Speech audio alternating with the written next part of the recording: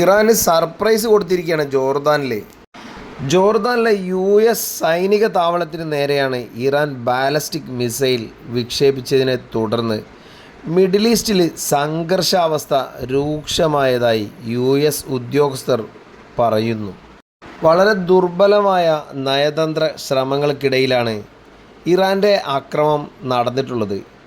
വലിയ ഭാഗം മേഖലകളും സംഘർഷത്തെക്കുറിച്ചുള്ള പുതിയ ആശങ്കകൾ ഉയർത്തുന്നതിനിടയിലാണ് ഇത്തരത്തിലെ ഒരു അവസ്ഥ ഇറാൻ കാഴ്ചവെച്ചിട്ടുള്ളത്.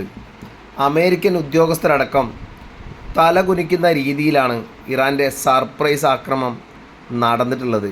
എന്തായാലും അമേരിക്ക തൽക്കാലം ആക്രമണം നിർത്തിവെച്ചതായിട്ടാണ് നമുക്കറിയാൻ കഴിഞ്ഞത്.